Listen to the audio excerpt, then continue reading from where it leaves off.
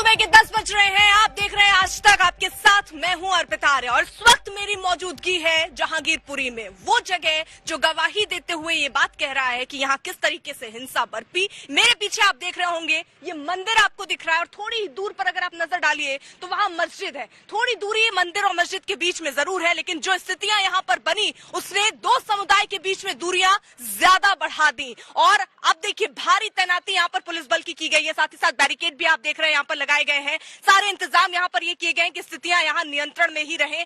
हर मतलब अगर आप देखें तो 100 मीटर की दूरी पर ऐसे ही अगला बैरिकेड भी आपको दिख रहा होगा। तो इसी तरीके से इस इलाके में, इस जगह जहां पर ये बैरिकेड किया गया, मंदिर और मस्जिद का जो ये रास्ता है, यहाँ पर किसी को भी जाने की इजाजत नहीं है। लेकिन इस बीच देखिए गिरफ्तारियां जो हुई हैं, अब एक एक सबूत खंगाले जा रहे हैं और उन सबूतों के आधार पर आगे जांच बढ़ रही है।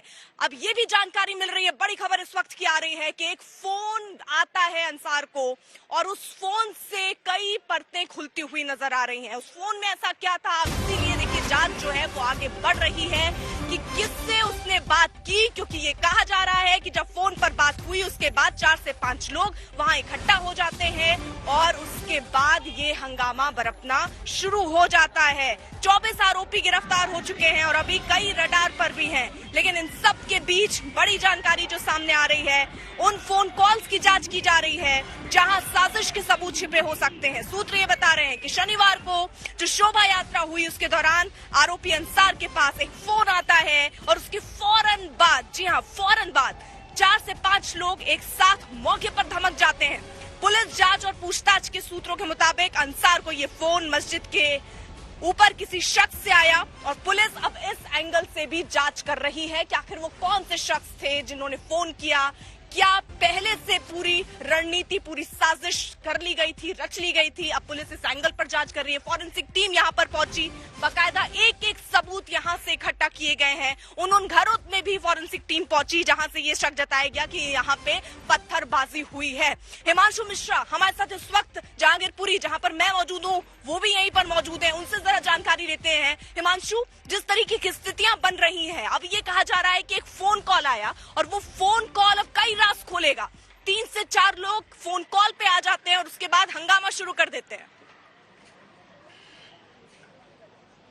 बिल्कुल, देखिए, और ये फोन कॉल ठीक उसी वक्त गया क्योंकि पुलिस इसके जिस तरीके से जांच कर रही है उसमें टेक्निकल एविडेंसेस बहुत महत्वपूर्ण होते हैं।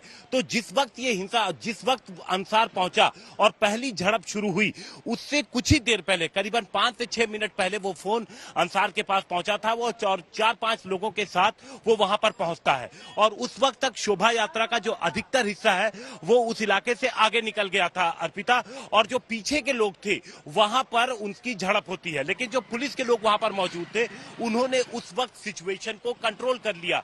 हालांकि झड़प हुई थी लेकिन सिचुएशन कंट्रोल कर लिया। अब पुलिस के जांच में ये सभी चीजें निकल करके सामने आ रही हैं क्योंकि पिछले सिर्फ उसी दिन का नहीं, यानी शनिवार के दिन ही का ही नहीं, बल्कि अब अंसार के पिछले 3 दिन के, यानी गुरुवार, शुक्रवार, उन सारे दिनों के पुलिस अब उसका एक एक कॉल डिटेल खंगाल रही है और ये पता लगाने की कोशिश कर रही है कि क्या कोई पहले से तो साजिश नहीं थी। हालांकि इससे जुड़ा अभी कोई सबूत पुलिस के हाथ नहीं लगा है, लेकिन पुलिस धीरे धीरे करके इस केस में आगे बढ़ रही है। पुलिस की कोशिश है कि जितने महत्वपूर्ण इसमें नाम सामने अभी तक आए हैं वो सभी पुलिस की गिरफ्त में आ जाए। फिलहाल गुल्ली नाम के एक शख्स की पुलिस तलाश में जुटी हुई है। क्राइम ब्रांच कई जगहों पर उसको लेकर के रेड कर रही है। आरोप है कि जो शख्स गोली चलाते हुए, जिसका वीडियो बाद में वायरल हुआ था, जिसका नाम सोनू बताया जा रहा है, सोनू को जो पिस्टल दी थी वो गुल्ली ने दी थी और वो सोफिस्टिकेटेड पिस्टल है, यानी देसी तमंचा नहीं था, सोफिस्टिकेटेड था। तो कहां से वो पिस्टल उसके पास आई, इसलिए गुल्ली की तलाश में पुलिस लगातार जुटी हुई है क्योंकि गुल्ली वो अहम कड़ी साबित हो सकती है जिससे आगे का जांच का दायरा जो है वो बढ़ेगा। और दूसरी चीज, पुलिस एक चीज और करने की कोशिश कर रही है कि जो अंसार, बिल्कुल, यानी देखिए कड़ी दर कड़ी जो है हिमांशु यहाँ जोड़ने की कोशिश होती हुई नजर आ रही है और इसी कोशिश में पुलिस वाले भी जुटे हुए हैं कि सबूत हासिल किए जाएं और जो जो इसमें संलिप्त है, जिसकी जिसकी भागीदारी इसमें है, उसकी गिरफ्तारी हो। कुछ गिरफ्तारियां हुई हैं, कुछ लोग अभी भी रडार पर हैं, जल्द ही कोई गिरफ्तारी हो सकती है। लेकिन जल्दी से आपको तस्वीरें दिखाई, देखिए यहाँ पर भी, क्योंकि यहाँ लोग जो है अब थोड़ा जनजीवन जो है वो सामान्य हुआ है क्योंकि जिस तरीके से स्थितियां कल मैंने देखी, लोगों को घर पे ही रहने के लिए कहा गया था, धारा 144 भी लागू कर दी गई थी स्थिति को देखते हुए। लेकिन अभी देखिए मार्केट ओपन हुआ है, दुकानें खुल गई हैं, लोग अपने दुकानों में इस वक्त मौजूद हैं। पुलिस की लेकिन तैनाती यहाँ पर आप देख रहे होंगे, एंट्री पॉइंट पर ही यहाँ पर पुलिस की तैनाती कर दी गई है ताकि किसी तरीके की स्थितियां ना हो। लेकिन रास्ता अगर आप देखिए, ये सकरा रास्ता यहीं पर बताया जा रहा है यहाँ, क्योंकि ये जो मैंने आपको तस्वीर ये दिखाई, ये देखिए ये मंदिर है दरअसल, और यहीं से शोभा यात्रा की जो है शुरुआत हुई थी। कहा गया कि यहाँ से भी कुछ लोग जो है वो आगे उस जगह पर पहुंचे और पथराव उन्होंने किया, तो यहाँ से जो बवाल जो है वो बढ़ता हुआ शुरू हुआ और उसी के साथ साथ ये वहां चौराहे तक, जो तस्वीर हमने आपको पहले भी दिखाई थी, उस चौराहे तक ही बवाल गया। भारी तादाद में 2000-1500 के करीब लोग जो है एक साथ इकट्ठा हो जाते हैं, नारेबाजी लगनी शुरू हो जाती है और उसके बाद भारी तनाव की स्थिति यहाँ बनती है। उस तनाव को नियंत्रण में रखने के लिए इस वक्त भारी तैनाती आप पुलिस बल की भी देख रहे हैं, जगह जगह ऐसे ही बैरिकेड्स लगाए गए हैं, तैनाती पुलिस की गई है और हर 100 मीटर पर ये बैरिकेड्स ऐसे ही लगाए गए हैं और वहीं पर पुलिस मौजूद भी है। लेकिन देखिए आपको बताएं, आज तक की इन्वेस्टिगेशन टीम ने भी कुछ खास चीजें पता की हैं। चश्मदीद क्या कह रहे हैं, वहां पर सबूत किस तरीके के मिले हैं, क्या स्थितियां बनी, एक रिपोर्ट है, जल्दी से वो रिपोर्ट आपको दिखाते हैं।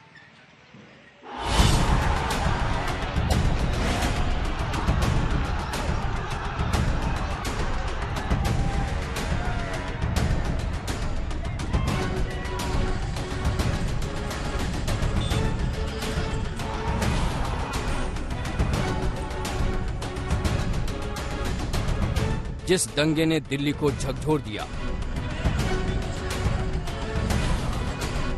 उस दंगे के गुनहगारों का पर्दाफाश हुआ है।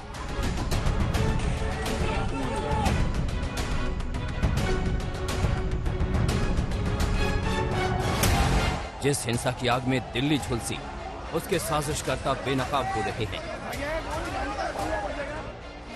राजधानी के जहांगीरपुरी इलाके में हुई हिंसा की साजिश का एक एक सच आज तक के स्टिंग ऑपरेशन में कैद हो गया है।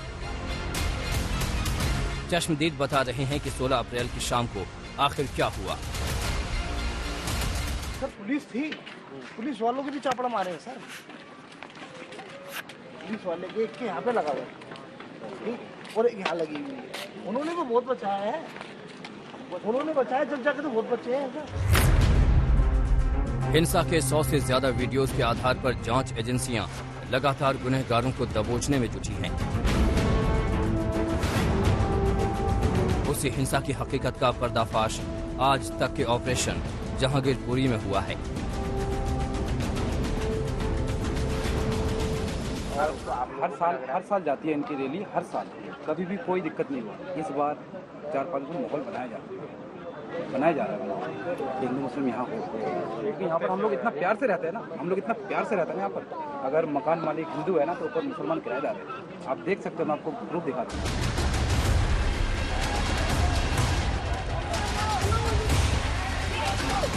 जहांगीरपुरी इलाके में मस्जिद के पास हनुमान जयंती के दिन शोभा यात्रा पर पथराव हुआ, गोली भी चली। आज तक की स्पेशल इन्वेस्टिगेशन टीम ने पूरे मामले की तह तक जाने की कोशिश की। दोनों पक्ष के लोगों से बातचीत के दरमियान जो खुलासा हुआ वो बेहद चौंकाने वाला है।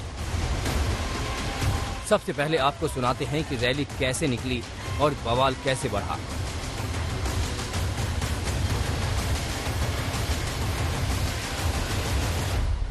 तो आपकी रैली कहाँ से कहाँ तक गई थी? सर ये गई थी, समझ लो मंदिर से शुरू हुई, गली में से। कौन से मंदिर से? आगे वाले मंदिर है, मैं तो बता रहा हूँ, आगे एक मंदिर है, वहाँ से चालू हुई है। इस गली में अंदर मंदिर है, वहाँ से निकाला उन्होंने तैयार करवा करके, तो यहाँ से चालू करी सर चौक से। वहाँ से सीधा राइट लिया, राइट मुड़ते के साथ ही लेफ्ट होंगे, तो थाने से मुड़ते के साथ ही उन्होंने यूँ कवरिंग करा बी और सी को, बी और सी को कवरिंग करते हुए मुड़ते हुए आए ना मस्जिद के पास में। अगर रोक भी लिया सर उसमें कोई ऑब्जेक्शन नहीं होता, मेरा मानना ही है।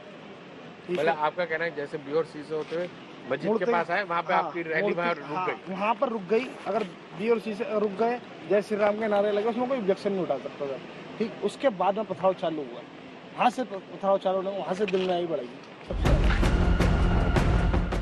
ये करण है, खुद भी शोभा यात्रा में शामिल थे। आज तक के स्टिंग में करण ने जो बताया वो आपने सुना। इनका आरोप है कि मुस्लिमों की तरफ से पेट्रोल बम से भी हमला हुआ। आज तक की इन्वेस्टिगेटिंग टीम ने हिंसा की तह तक जाने की कोशिश की। शुरुआत उस शोभा यात्रा से जुड़े सवालों के साथ हुई। सुनिए उस शोभा यात्रा में शामिल रहे करण ने क्या बताया।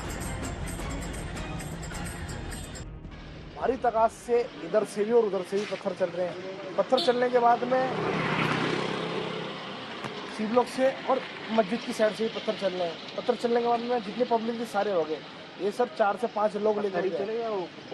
बोतल पत्थर सर पेट्रोल भी फेंका है। पेट्रोल वाली उनमें भी आग लगाई है, उनसे भी।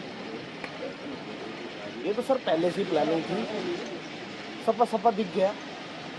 एक साथ इतने बंदे इकट्ठे हो गए।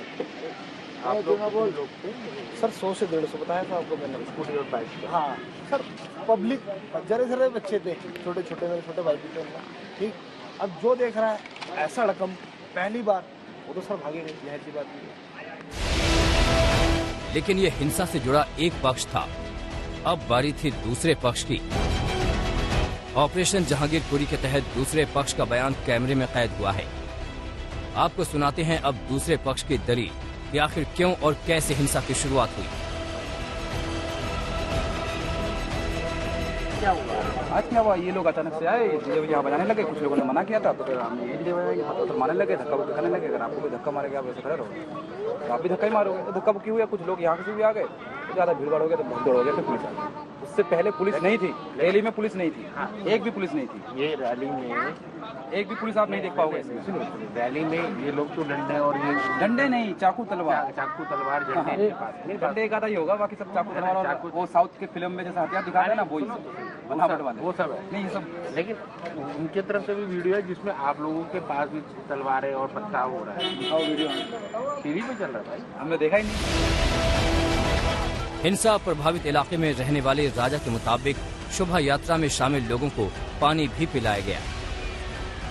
रास्ता दिया हमने बाकायदा। आप लोगों ने पहले पानी वानी भी पिलाया। हाँ सब कुछ किया, गले मिलाया हम लोगों ने उनसे, हाथ मिलाया, एकदम बाइज्जत हमने उनको जाने दिया। फिर क्या कोई दिक्कत नहीं हुई। फिर ये लोग कुछ ज़्यादा लोग में तादाद हो गए थे कि और यहीं बजाएंगे हम और यहीं उतरेंगे।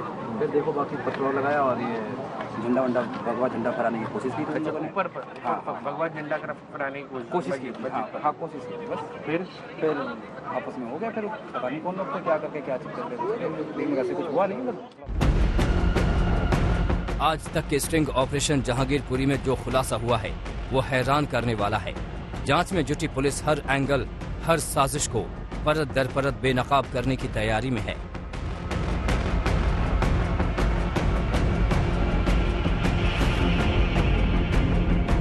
नितिन जैन और मोहम्मद हिजबुल्लाह के साथ स्पेशल इन्वेस्टिगेशन टीम, आज तक ब्यूरो। तो ये रिपोर्ट आपने देखी किस तरीके से एक एक सबूत यहाँ पर खंगालने की कोशिश में टीमें लगी हुई हैं। लोगों की जो गिरफ्तारी हुई है उनसे पूछताछ हो रही है। कुछ और गिरफ्तारियां आने वाले दिनों में हो सकती हैं और स्थिति पर नियंत्रण बना रहे, इसलिए भारी तैनाती पुलिस बल की जहांगीरपुरी में मैं मौजूद हूँ, यहाँ दिख रही है। आप देखिए मंदिर भी यहाँ पर आप देख पाएंगे मेरे पीछे, उसके फाटक, उसके गेट भी खोल दिए गए हैं। लोग सुबह से दर्शन के लिए भी अब आ सकते हैं, ये भी कर दिया गया है। लेकिन इजाजत क्योंकि यहाँ गाड़ी जाने के लिए नहीं है और लोगों को भी रुकने के लिए, ठहरने के लिए यहाँ इजाजत नहीं है। मंदिर के अंदर आप जा सकते हैं, दर्शन करके बाहर आ सकते हैं, इसकी परमिशन अभी लोगों को मिल चुकी है। यानी धीरे धीरे जो स्थितियां हैं वो सुधर रही हैं। वहीं दिल्ली हिंसा में जो सबूत हाथ लगे हैं वो किस साजिश की तरफ इशारा कर रहे हैं, वो भी एक बड़ा सवाल है और इन्हीं इशारों को समझने की कोशिश अब पुलिस वाले कर रहे हैं और एक एक एंगल को खंगालने की कोशिश हो रही है। जो गिरफ्तारियां हुई हैं उनको रिमांड पर लेकर आगे भी पूछताछ की तैयारी पुलिस ने कर ली है।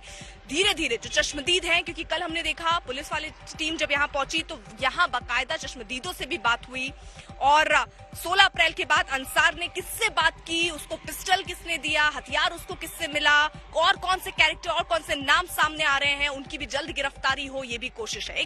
जो स्थितियां यहाँ हनुमान जयंती के दिन बनी उस पर अब सवाल भी खड़े होने शुरू हो गए हैं कि आखिरकार इजाजत कैसे मिली, क्योंकि ये कहा जा रहा है इजाजत नहीं थी, बावजूद इसके अगर वो शोभा यात्रा निकली तो उसको रोका क्यों नहीं गया वक्त पर। ये तमाम सवाल खड़े हो रहे हैं। साथ ही साथ यहाँ पुलिस वालों पर भी कई सवाल खड़े हो रहे हैं।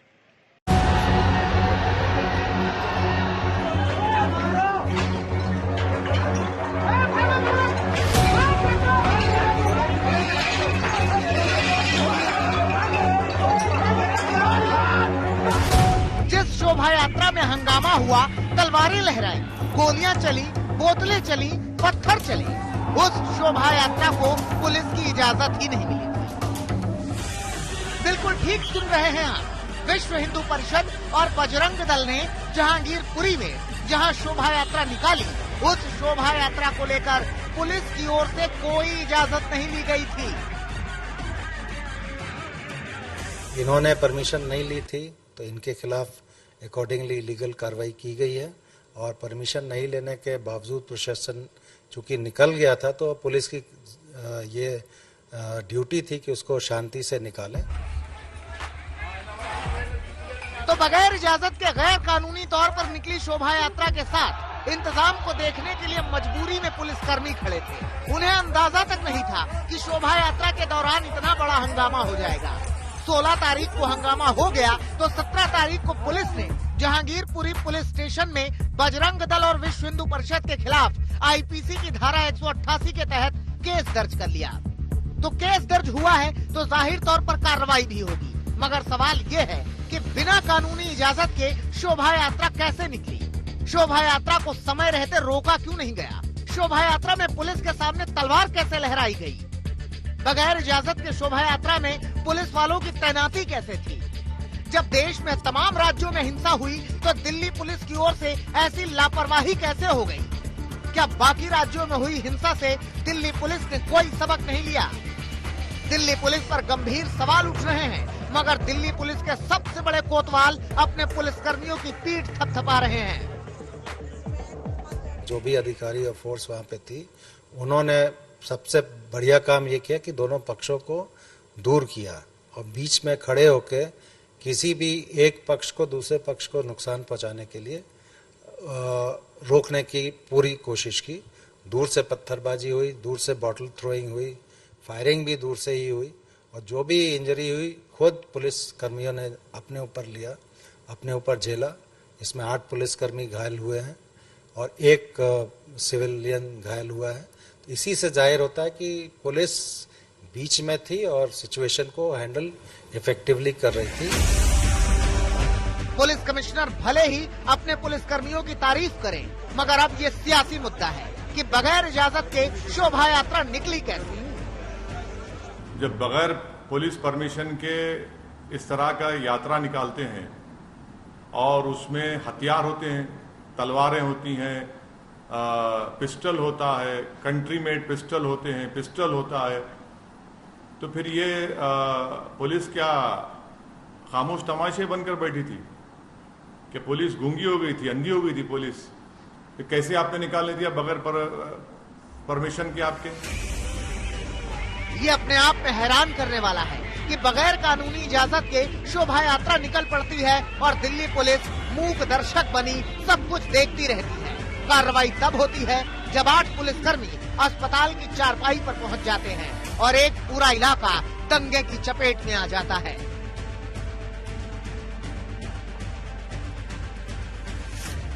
जहांगीरपुरी से अंजना ओम कश्यप, अरविंद ओझा और आशुतोष मिश्रा के साथ तंसीम हैदर, दिल्ली आज तक। बड़ी खबर आ रही है कि अब इस पूरे मामले पर दूसरी एफआईआर भी दर्ज कर दी गई है और दूसरी एफआईआर उन लोगों पर जिन्होंने बिना इजाजत के शोभा यात्रा निकाली और उन लोगों के खिलाफ अब एफआईआर दर्ज की गई है। ये कहा गया कि 2 शोभा यात्रा निकल चुकी थी, तीसरे की इजाजत नहीं थी और ऐसे में जो आयोजन जिसने किया तीसरी शोभा यात्रा की, उस पर एफआईआर दर्ज हुई है। बजरंग दल और वीएचपी के नेता अब ये कह रहे हैं कि उन्हें इजाजत उन्होंने ली थी, बाकायदा पुलिस वाले भी वहां मौजूद थे, लेकिन फिलहाल पुलिस का ये कहना है कि उनको इजाजत शोभा यात्रा की निकालने की नहीं मिली थी। बावजूद इसके ये शोभा यात्रा शाम के वक्त निकाली गई। इससे पहले आपको बता दें 2 शोभा यात्रा निकाली गई थी, एक सुबह और दोपहर में यहाँ शांतिपूर्ण ढंग से वो शोभा यात्रा निकल गई थी, लेकिन जो तीसरी शोभा यात्रा शाम को निकली वहां बताया गया हंगामा हुआ और उसकी इजाजत पुलिस ने पहले ही नहीं दी थी। जिन प्रोसेशंस को परमिशन थी वो निकले, शांति से पूर्ण हुआ, बंदोबस्त भी था। इन्होंने परमिशन नहीं ली थी तो इनके खिलाफ अकॉर्डिंगली लीगल कार्रवाई की गई है और परमिशन नहीं लेने के बावजूद प्रशासन चूंकि निकल गया था तो पुलिस की ये ड्यूटी थी कि उसको शांति से निकालें और चूंकि इंसिडेंट हुआ है तो उसको अकॉर्डिंगली पुलिस ने उस वक्त हैंडल भी किया है। कल पता लगा कि विश्व हिंदू परिषद के ऊपर इसलिए एफआईआर दर्ज की गई है कि उसने कोई परमिशन नहीं ली या उसके कुछ एक आध कार्यकर्ताओं को डिटेन या अरेस्ट करने की भी कोशिश की है।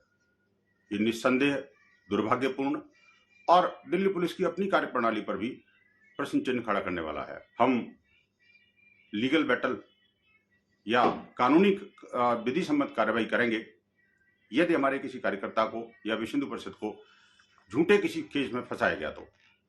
हम पुनः आग्रह करते हैं कि दिल्ली पुलिस कुछ अधिकारियों के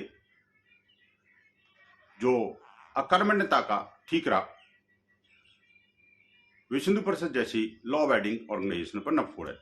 3 शोभा यात्रा निकली थी जिसमें 2 शोभा यात्रा को जो 11 बजे और 1 बजे का था उसको परमिशन मिली थी। वो 25 तारीख मार्च को और 31 मार्च को उनके एप्लीकेशंस आए थे। जो तीसरी शोभा यात्रा थी वो 1 दिन पहले शाम को उनका एप्लीकेशन आया था और इनको परमिशन नहीं मिल पाई थी। हनुमान जी की जन्मोत्सव की शोभा यात्रा हर साल निकलती है, कोई आज नहीं निकली है, पहली बार। हर साल हम लोग निकालते हैं, हर कानूनन जो भी हमारी मतलब उसमें रहती है परमिशन वगैरह सब लेकर हमने 3 थानों से परमिशन लेकर के हमने उस यात्रा को निकालने की परमिशन ली। पुलिस ने हमें परमिशन भी दी लेकिन सिक्योरिटी प्रोवाइड नहीं कराई। हम लोग शांतिपूर्ण तरीके से वहाँ से जा रहे थे, वहीं से तुरंत से मस्जिद की तरफ से आवाज़ आने लगी इनको मारो मारो मारो। उन्होंने एकदम कोई 3-4 नाम आए हैं, पुलिस ने नोट करे हैं और उन्होंने एकदम से मतलब वहाँ से अंदर से पत्थर आने लग गए ऊपर से 3री मंजिल से। और जो भी ये मैंने सुनने में आया कि ना कि ये वो लोग कह रहे हैं कि हमने मतलब शुरू करा, लेकिन आप एक बात बताइए कि 10 मिनट के अंदर कौन 3री मंजिल पे पत्थर भर लेगा, हजारों पत्थर। फिलहाल पुलिस के मुताबिक इस साजिश के 3 किरदार सामने आए हैं। पहला किरदार अंसार, जिसको आपने देखा होगा जब पुलिस उसको अपने साथ लेकर जा रही थी तो पुष्पा राज बनकर वो किस तरीके से बिना शर्म के जाता हुआ नजर आया था, वो बताया जा रहा है मास्टरमाइंड।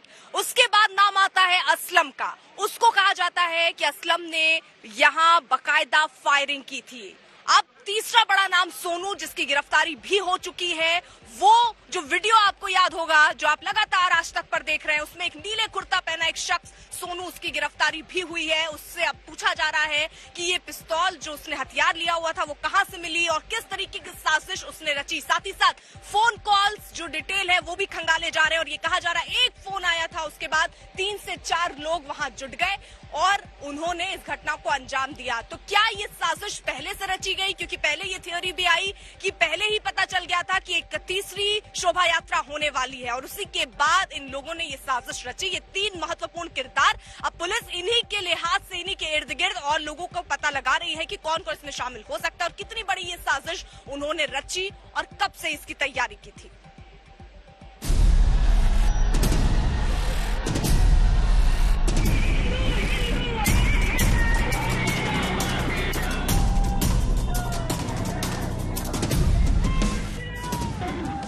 नारेबाजी, पत्थरबाजी, आगजनी और फिर बर्बादी की ये तस्वीर। देश की राजधानी दिल्ली के जहांगीरपुरी इलाके में 16 अप्रैल को कुछ ऐसा ही मंजर था जब हनुमान जयंती की शोभा यात्रा के दौरान 2 समुदायों में हिंसा भड़क गई। जिस तरह से शोभा यात्रा पर पथराव हुआ, हिंसा हुई, ऐसे में ये सवाल लगातार पूछे जा रहे हैं कि क्या जो कुछ हुआ उसे साजिश के तहत अंजाम दिया गया? अगर साजिश है तो कौन है जहांगीरपुरी का विलन? जहांगीरपुरी हिंसा में अब तक 24 आरोपियों की गिरफ्तारी हो चुकी है, जिसमें दोनों धर्मों के लोग शामिल हैं। लेकिन इस हिंसा में सबसे बड़ा आरोपी बनकर सामने आया है सोनू उर्फ इमाम उर्फ यूनुस। सोनू जहांगीरपुरी दंगे का आरोपी।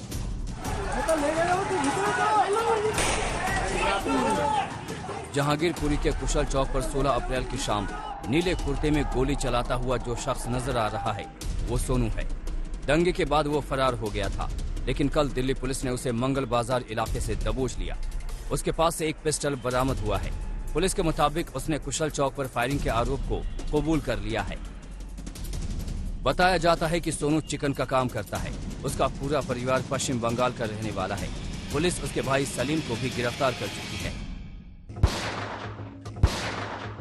इस वीडियो के सामने आने के बाद जहांगीरपुरी दंगे में सोनू अहम आरोपी के रूप में सामने आया है। लेकिन सुनिए पूरे वाकये पर सोनू की मां क्या कह रही है। भीड़ में पहुंच गया, बोले हिंदू मुस्लिम में लड़ाई हो रहा, तो वो रोजा खुलने का टाइम वो गया, कोई बच्चा से वो ये छीन के वो गुस्सा में वो चलाने लग गया, तो किसी को चोट नहीं लगा, कुछ नहीं लगा। ऐसा धमकी दे रहा। जब बजरंग बली सब आया मानने को, तो हमारा लड़का उसको होते डर देने के लिए ऐसा ही बंदूक चलाया, तो वो उसमें नहीं था। काल के ऐसा ही वीडियो बना के कोई दुश्मनी करके वीडियो बना के छोड़ दिया। ये कहाँ पे है सोनू? अभी कहाँ के डर में कहाँ भाग गया पता नहीं। पुलिस वाला आके तो हमारा ऊपर से नहीं दे छानबीन कर रहा खाली। जहांगीरपुरी की हिंसा ने दिल्ली को दहला कर रख दिया है। अब तक हिंसा भड़काने के आरोप में जिन जिन की गिरफ्तारी हुई है, उनमें जाहिद, शहजाद, मुख्तार अली, मोहम्मद अली, आमिर, अक्सर, नूर आलम, जाकिर, अकरम, इम्तियाज, मोहम्मद अली, सलीम चिकना, अहीर, सौरभ, सूरज, नीरज, सुकेत, सुरेश और सुजित को गिरफ्तार किया है। ये सभी जहांगीरपुरी के रहने वाले हैं। अरविंद ओझा, जहांगीरपुरी, दिल्ली, आज तक।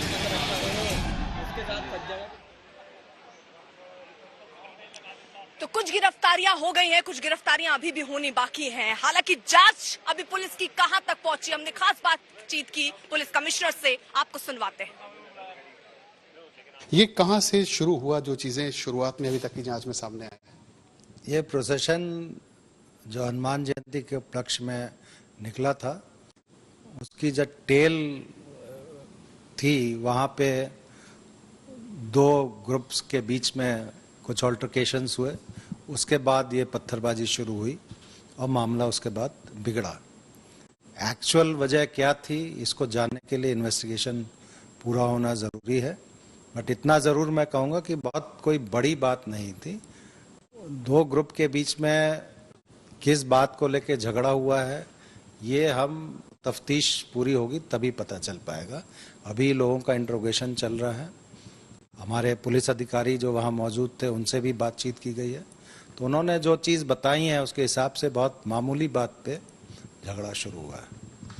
आमतौर पे ऐसे जो केसेस होते हैं, इसमें बहुत मॉब होता है, अलग अलग फुटेजेस आते हैं, ढेरों वीडियो सीसीटीवी होते हैं। इन्वेस्टिगेशन दिल्ली पुलिस किस तरह से इस पूरे मामले का करवा रही है?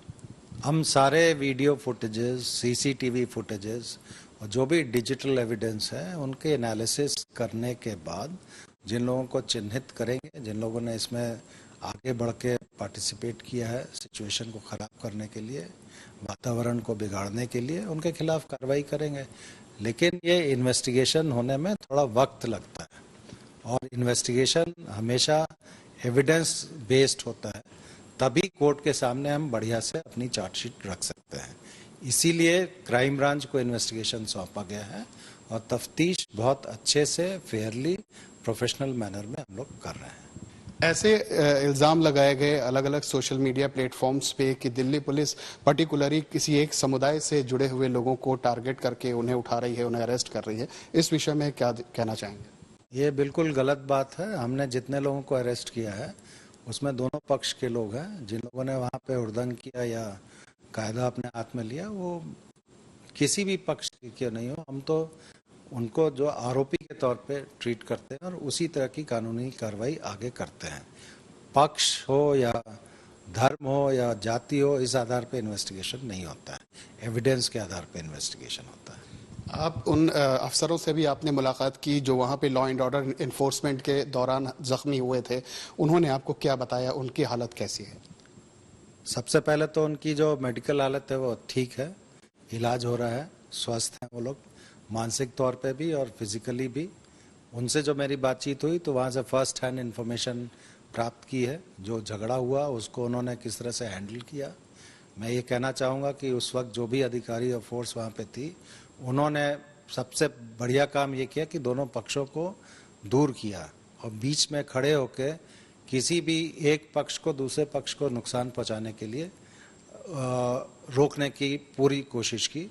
दूर से पत्थरबाजी हुई, दूर से बॉटल थ्रोइंग हुई, फायरिंग भी दूर से ही हुई और जो भी इंजरी हुई खुद पुलिस कर्मियों ने अपने ऊपर लिया, अपने ऊपर झेला। इसमें 8 पुलिसकर्मी घायल हुए हैं और 1 सिविलियन घायल हुआ है। तो इसी से जाहिर होता है कि पुलिस बीच में थी और सिचुएशन को हैंडल इफेक्टिवली कर रही थी। आखिरी सवाल सर, सोशल मीडिया पे लोगों ने बहुत अफवाह फैलाने की कोशिश की। आमतौर पे ऐसे मामलों में ऐसा हमेशा होता आया है, दिल्ली पुलिस ऐसे लोगों पर कैसे सख्ती बरतेगी?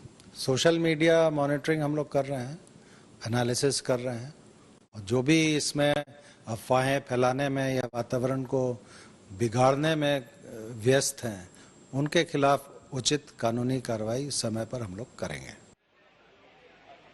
तो देखिए यहाँ पर पुलिस ये कह रही है कि पूरी कार्रवाई हो रही है, एक एक सबूत को जुटाया जा रहा है, लेकिन देखिए कुछ निशान, क्योंकि सफाई यहाँ हो गई लेकिन अभी भी कांच के टुकड़े आपको यहाँ पर कुछ बिखरे दिख जाएंगे। हालांकि यहाँ कुछ वैसा ही और ढेर थे यहाँ जिनको अभी समेट तो दिया गया है, लेकिन ऐसी स्थितियां फिर दोबारा ना हो। देखिए यहाँ पर बैरिकेड लगाया गया है बाकायदा, और साथ ही साथ पुलिस की तैनाती भी आप देख रहे हैं। अंदर वहां आवाजाही, मतलब उधर के लोग इस तरफ नहीं आ सकते, इसलिए भी बैरिकेड लगाया गया है कि अभी जो लोग उधर के हैं वो उधर ही रहे। पुलिस भी वहां पर डिप्लॉय की गई है ताकि वो वहीं रहे, और यहाँ से अभी किसी की भी आना जाए, मतलब जो जिस जगह पर है वो अभी वहीं पर है, उसको आने जाने की इजाजत यहाँ नहीं दी जा रही है। तस्वीरें ऐसी दिखा देते हैं जिससे आप भी समझेंगे कि ये जो पूरी साजिश थी ये सुनियोजित थी।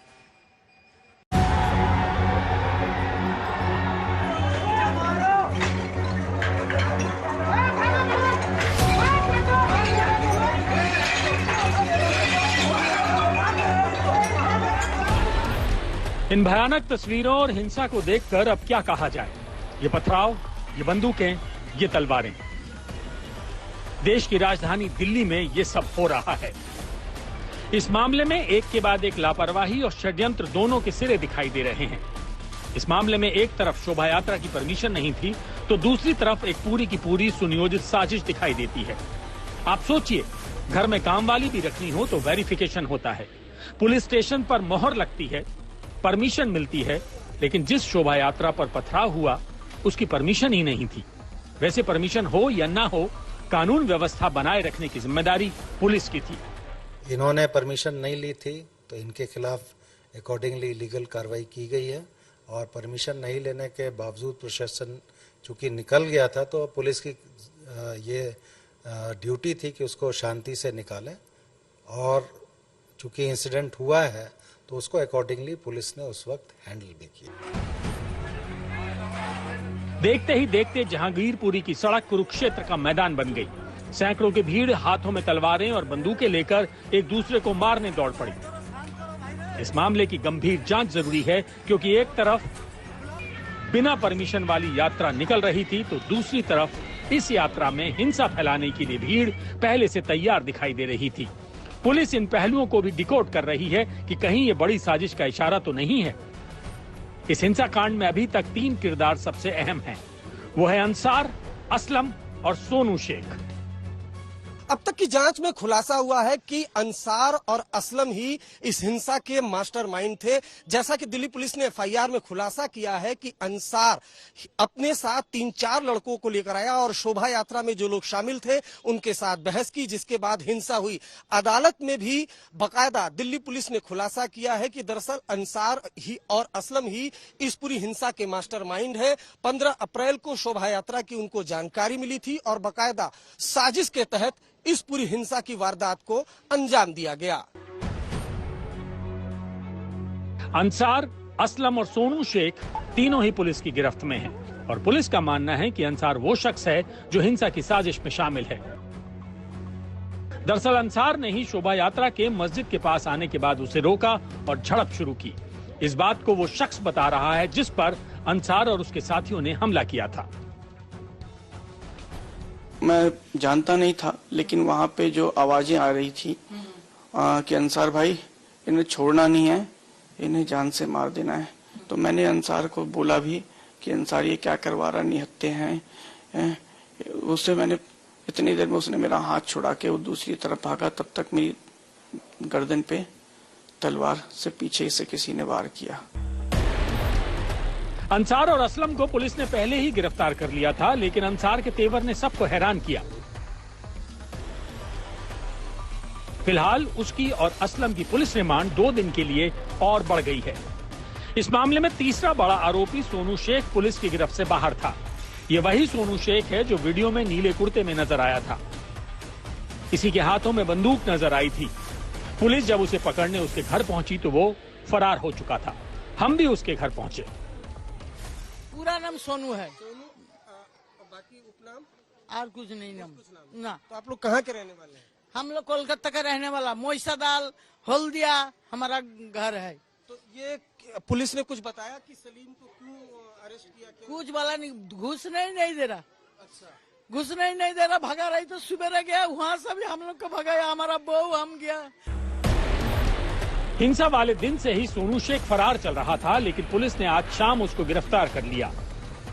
अब तक की जांच के बाद दिल्ली पुलिस ने कुल 21 लोगों को गिरफ्तार किया है। 2 नाबालिग हिरासत में लिए गए हैं, 3 अवैध पिस्टल रिकवर हुई है और 5 तलवारें बरामद की गई हैं। लेकिन अभी भी कई ऐसे लोग हैं जिन्हें गिरफ्तार करना बाकी है। पुलिस की जांच में अब तक जो जानकारी सामने आई है, उससे बड़ी साजिश का इशारा मिल रहा है। यही वजह है कि जिन रास्तों से शोभा यात्रा निकली थी, पुलिस उन रास्तों पर पड़ने वाली दुकानों के सीसीटीवी भी खंगाल रही है। जहांगीरपुरी दंगों की जांच क्राइम ब्रांच को सौंप दी गई है और जो तमाम टीमें हैं वो जहांगीरपुरी के अलग अलग इलाकों में न सिर्फ पेट्रोलिंग कर रही हैं बल्कि सबूतों को भी खंगाल रही हैं। और उसमें सबसे अहम सबूत हैं तमाम सारे इन दुकानों के बाहर लगे हुए सीसीटीवी कैमरे और उसके साथ ही दूसरे फॉरेंसिक एविडेंस और खासकर बड़ी संख्या में वायरल हुए मोबाइल वीडियोस। दोनों पक्ष की ओर से वीडियो साझा करते हुए एक दूसरे पर आरोप लगाया गया था कि एक पक्ष ने भड़काया, दूसरे ने रिटेलिएट किया और इसीलिए साइंटिफिक एविडेंस बहुत जरूरी है। और इसीलिए जैसे जैसे जांच आगे बढ़ रही है, एक तरफ अभियुक्तों की गिरफ्तारी हो रही है और दूसरी तरफ क्राइम ब्रांच जांच को आगे बढ़ा रही है, तो जो साइंटिफिक एविडेंस होंगे, सीसीटीवी कैमरा फुटेज हो, मोबाइल वायरल फुटेज हो, वो बेहद महत्वपूर्ण होने वाले हैं। और पुलिस आज जहांगीरपुरी पूरे इलाके में जहां पर यह फसाद हुआ था वहां से सबूत इकट्ठा कर रही है। पुलिस की कार्रवाई में अभी तक जो जानकारी सामने आई है, उसके मुताबिक हिंसा में शामिल जितने भी लोगों को अभी तक गिरफ्तार किया गया है, उसमें एक बड़ी संख्या उनकी है जो हिस्ट्री शीटर हैं, यानी उनका आपराधिक इतिहास रहा है। 23 एक्यूज को अरेस्ट किया है। इन 23 में से 8 एक्यूज ऐसे हैं जिनके प्रीवियस इन्वॉल्वमेंट है। सीसीटीवी फुटेज और दूसरा जो डिजिटल एविडेंस अवेलेबल है उसके एनालिसिस चल रही है। दिल्ली हिंसा की जांच कई एंगल से हो रही है।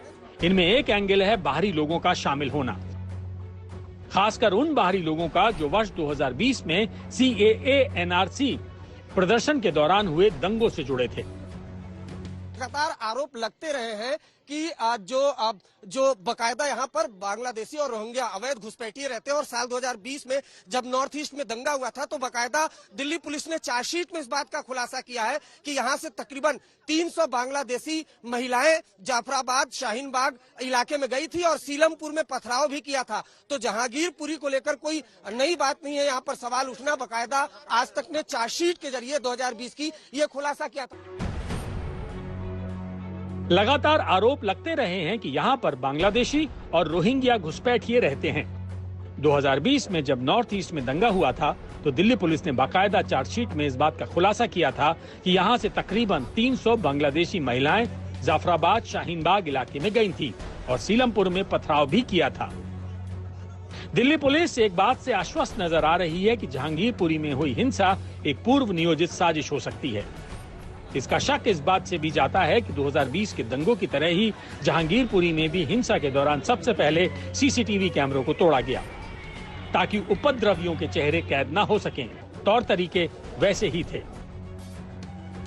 कायदा सीसीटीवी यहाँ पर लगा हुआ है, सीसीटीवी के जो तार है उसको तोड़ दिया गया ताकि जो भी उपद्रवी है वो सीसीटीवी कैमरे में कैद न हो पाए। 2020 में जब दिल्ली में हिंसा हुई थी उस दौरान भी दिल्ली पुलिस ने इस बात का खुलासा किया था कि एक रणनीति के तहत जो सीसीटीवी कैमरेस थे उनको तोड़ा गया था।